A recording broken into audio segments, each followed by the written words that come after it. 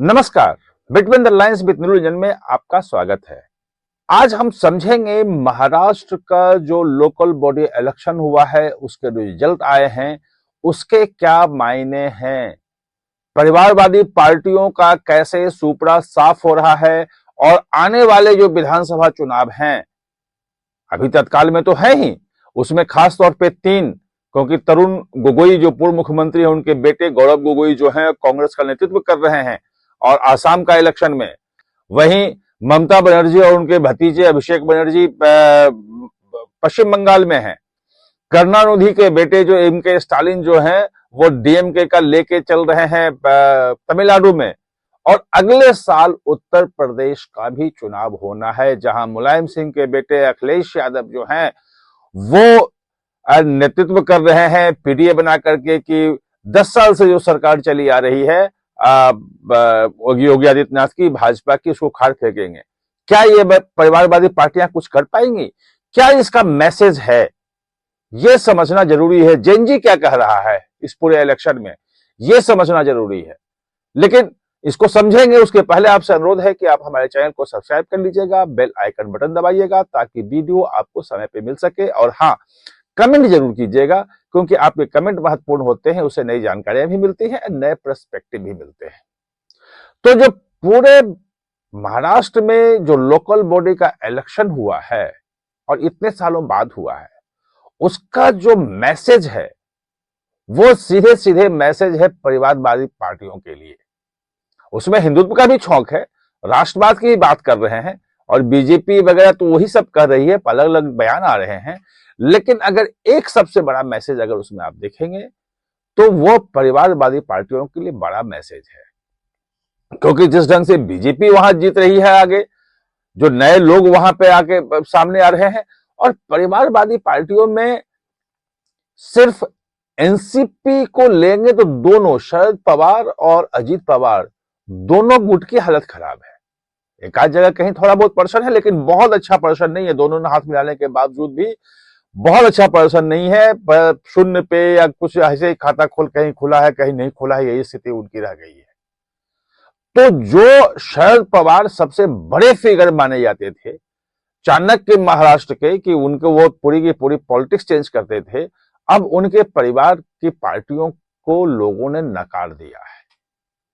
दूसरी तरफ आप देखेंगे तो बाला साहेब ठाकरे का नाम लेके परिवार की विरासत के नाम पे उद्धव ठाकरे और राज ठाकरे दोनों एकजुट हुए, और 2 दशक के बाद एकजुट हुए कि भाई ठाकरे को, बाला साहब ठाकरे का जो वोटर है वो एकजुट होकर हमें वोट दे।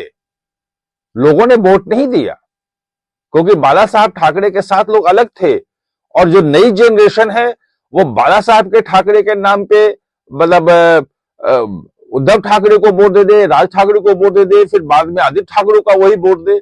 ये सीधे सीधे मना कर दिया है कि ये नहीं होगा। और ये चीज आपको दिख गई थी जो महाराष्ट्र का जो विधानसभा का चुनाव था उसमें भी, उसके बाद भी नहीं संभले।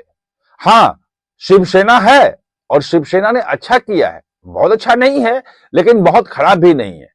जो शिंदे गुट वाली शिवसेना है वो एक नए चेहरे के साथ, विचार के साथ, और शिंदे उसमें है और उनको समर्थन मिला है।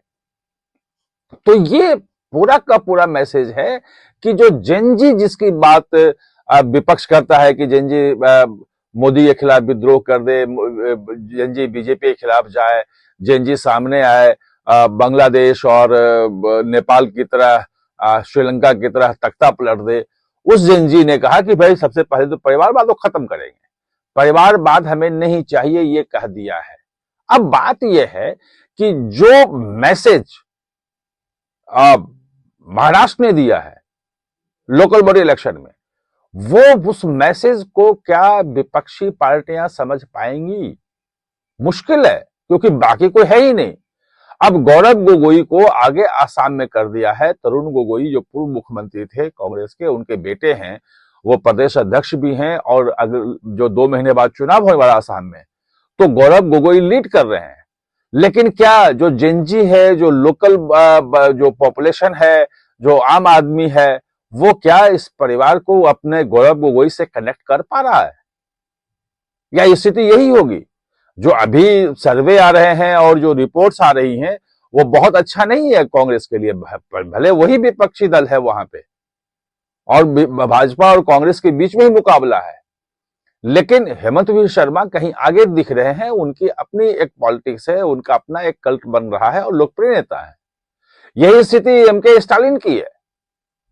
करुणानिधि के नाम पे जो वोट पॉलिटिक्स कर रहे हैं, अब वो बुरी तरह से फंस गए हैं। करुणानिधि भगवान को नहीं मानते थे, बिल्कुल सनातन विरोधी थे, और आज से नहीं, मैंने पूरी पॉलिटिक्स उन्होंने की।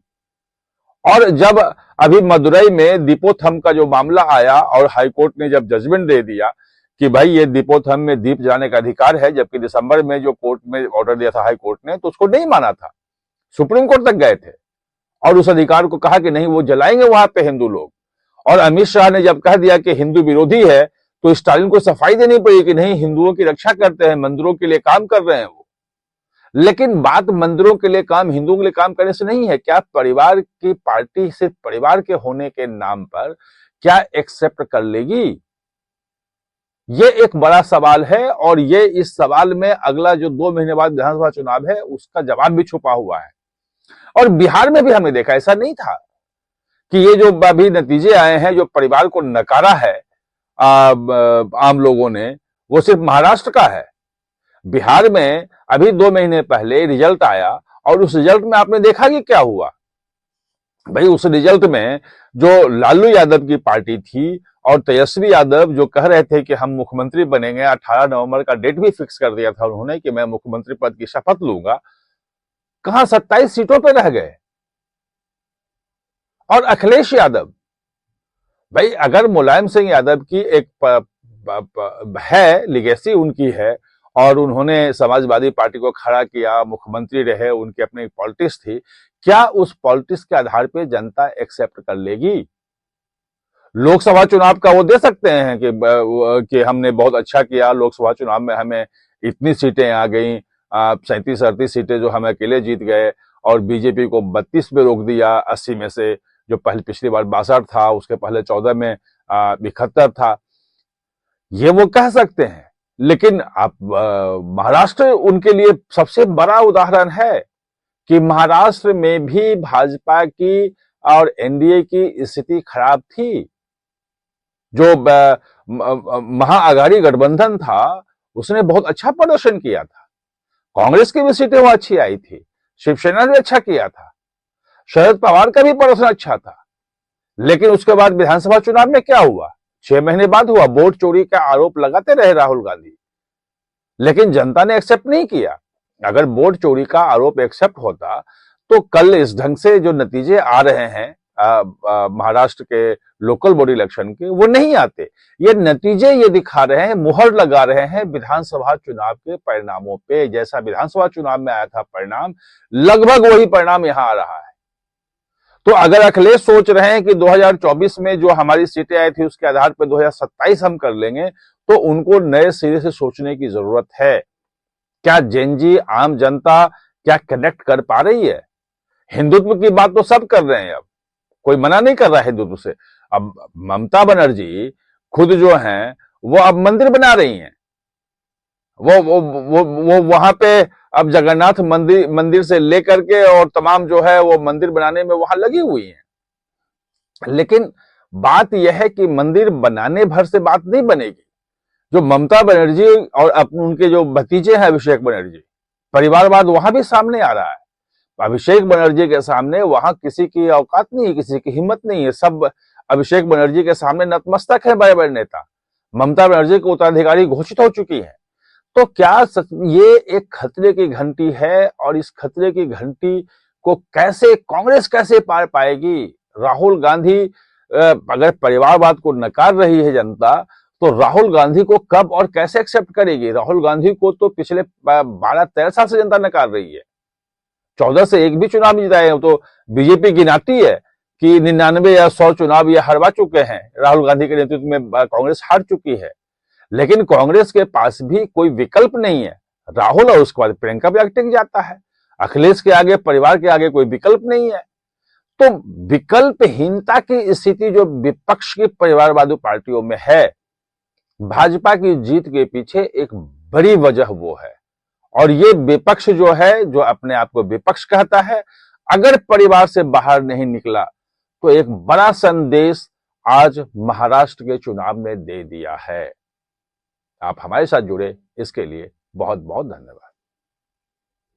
और हां, चैनल को सब्सक्राइब करना ना भूलें, इसका बेल आइकन दबाएं ताकि नया वीडियो कोई भी आए तो उसका नोटिफिकेशन समय पे आपको मिल जाए।